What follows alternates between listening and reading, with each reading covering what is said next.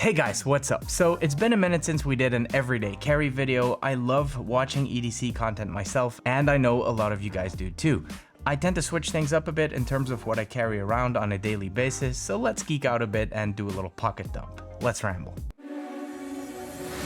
Hold up, things go wild when I pull up. They all on me like it once. So yeah, let's start with a bag that carries all of my stuff. You know, us European guys, we like our skinny jeans, so there isn't a whole lot of space to carry stuff around, not a lot of cargoing happening there, and with these rising temperatures, I'm not really wearing any jackets, so no pockets there either. Now, I'm not a huge fan of backpacks. I carry them when I have to or when I'm carrying a bunch of camera gear, but for my everyday carry, I prefer something more compact, like this day pack by Grams28. I believe it's called the City Pack, and that does describe it perfectly. I like this one in particular because I don't like to carry fanny packs, and this one kind of wears like a mini messenger bag, which I find more comfortable.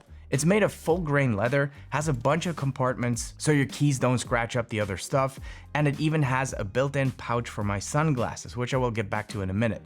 Arguably, my most important item there is of course my iPhone 15 Pro Max. Not only is my entire life stored on this thing, it also rocks an extremely capable camera. In fact, it is so good that I only carry a dedicated camera with me very intentionally if I know I'm going to be shooting stuff for a YouTube video. But other than that, the camera on this thing is more than good enough for everyday stuff, and now that it has an actual log profile, I have been able to shoot some cheeky shots for a YouTube video here and there, and nobody even noticed. The case I have on it is made by Andar, again full grain leather. You will probably start to see a pattern there. I just like leather a lot because it's durable, and even when it gets banged up a little bit, it still looks good. In some cases, it even looks a little bit better with a bit of patina and some wear and tear. This case is called the Aspen. It's done me well. I do tend to switch my cases up on the regular. As a tech reviewer, we get a lot of different cases sent to us for review, so I will be testing different cases from time to time, but this one has definitely made its way back onto my phone more than once. Now, what you see attached magnetically to the case is not a MagSafe wallet, even though it looks like one, but this is actually a carrying case for the Planote. And what that is an AI voice recorder that not only transcribes my meetings for me, but it also uses AI to make smart summaries for me, and I cannot tell you how much time that saves me on a weekly basis. I'm still running my daytime business. YouTube is not a full-time thing for me, so I do find myself in a lot of Zoom meetings and phone calls with clients, and to have something register these meetings and provide a pretty solid summary takes a lot of work out of my hands. Now, the reason why it's attached to my phone is not just to have it with me at all times, but it can actually record phone calls on both ends without the need of Bluetooth by using conduction mics, and then it will basically do the exact same thing as it does for meetings, which is transcribe and summarize your calls. If you find yourself in a lot of meetings or lectures or anything else that requires a lot of note-taking and summarizing, I can definitely recommend this thing. Right, moving on to another staple, and that is of course these AirPods Pro 2. I used to love these things a lot. I've been a little disappointed with them recently. Something seems to have changed in the noise cancelling algorithm, which made the ANC a little bit worse. I mean, it's still good, but not nearly as good as it was before. I've had mixed responses from other people. Some are calling me crazy, and others seem to have the exact same issue. Let me know in the comments if you rock a pair of these and you've noticed a change in the ANC as well. I do always put my AirPods in a case at all times, not just for protection, but also to give them a bit more grip and to make them a bit more recognizable as my AirPods. This case is made by Walnut, and it is, you guessed it, full grain leather. By the way, guys, if you're curious about any of the stuff you see in today's video, there will be links in the description below. Now, while these AirPods will be in my bag at all times, I do sometimes like to wear over-the-ear headphones, especially when I'm traveling, on flights, or when I plan to edit some videos on the go. Currently, I'm reviewing the new Sonos Ace, so these will be with me most often. Maybe a little spoiler alert before the video, but I think I still prefer the sound of the AirPods Max.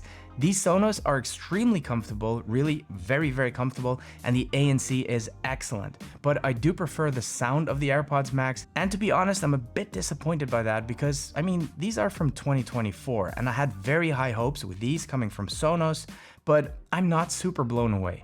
Another thing I'm not a fan of is the vegan leather on the ear cups. I mean, what's vegan leather anyway, right? It feels really, really thin, and it gets super sweaty, so I do feel like it might start to crack and crumble sooner or later, but I guess time will tell. Now, what you won't find in my current EDC, and that has probably been the biggest change for me, is the Apple Watch Ultra. As much as I love that thing, I'm currently really enjoying wearing my mechanical watches a bit more, especially this one. This watch is very special to me. It's a Rolex Submariner. I've admired that watch for a very long time, and when the channel hit 100,000 subscribers, I decided to treat myself to one. I do believe it's important to celebrate these milestones, especially when you know you've been working your butt off for it. So yeah, I'm really enjoying wearing this right now. I do miss my Apple Watch at times, automatically unlocks my computer, or to see messages come in without having to grab my phone every time, but I can live without that. What I cannot live without is the fitness and health tracking stuff. I am pretty big into fitness, and I do try to take care of my health as best as I can, so I needed an alternative to take at least care of that side of the Apple Watch. And I've been alternating between the Ultra Human Air ring, which I really like, but the ring has one big downside, and that is that I can't wear it during my workouts. I do mostly weightlifting, and the ring will get damaged pretty easily that way. So I recently started wearing this Whoop 4.0 band, and so far I'm really digging it. It tracks my sleep, which I'm absolutely terrible at, so I'm hoping this thing will give me some insights on how to improve that, but it also tracks my workouts since it stays on my wrist 24/7 and I don't need to take it off in the gym.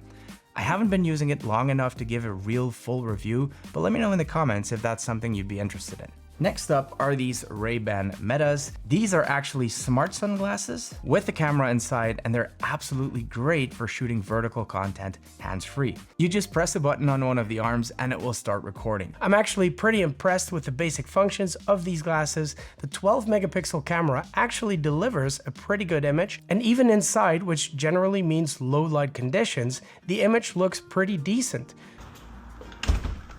Hey Google, turn on the studio.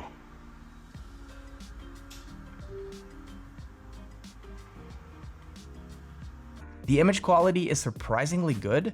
My only gripe with these is that there is a recording limit, so you can only shoot in short bursts, and it only shoots vertical content. I would love to be able to incorporate this footage into my long-form YouTube videos as well, but so far that's not possible.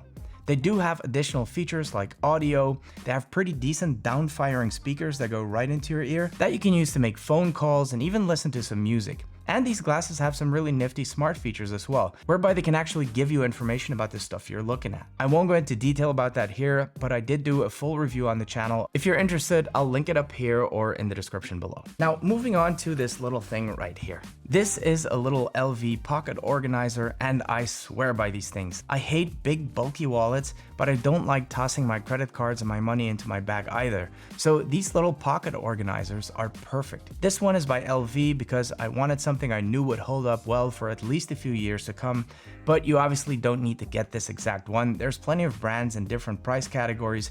Just make sure you don't get the cheapest one, because in my experience, the cheap ones tend to break pretty easily going in and out of your pockets all the time.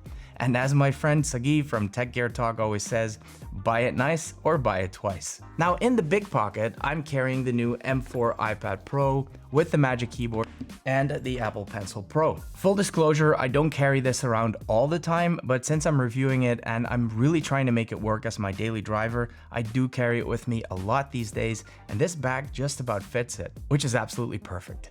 I won't talk about the iPad Pro too much here. My initial review is already on the channel, and more in-depth reviews will be following soon, which leaves us with two more items. One is this WeKnife Banter. This is a carbon fiber knife. I love this thing. It's light and compact, but super strong and very sharp.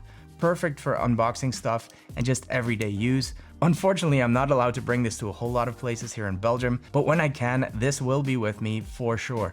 And lastly, of course, there's my car keys. I've been driving this BMW 330e hybrid for a couple of years now, and I still love it. It's a bit of a compromise. Obviously, it's a family car, but it still rocks around 300 horsepower, and I really enjoy driving electric as well, which I didn't expect. Especially here in town, or to take the kids to school, you don't need a lot of power for that, and the electric ride is really smooth. My keychain is pretty modest. There's only a couple of things on there. Obviously, there's an AirTag because I literally forget everything. And the other chip is a door opener. It's connected to my studio door, which has a bolt lock, I think it's called. You just click it, turn the knob, and you're in. And then there's this tiny key, which opens the mailbox. I check the mail every morning when I get to the studio, so I might as well put it on my keychain. So guys, that's it for the current EDC. I hope you enjoyed the video. If you did, please give it one of these. It really does help the channel. Thank you so much for watching, and see you in the next one.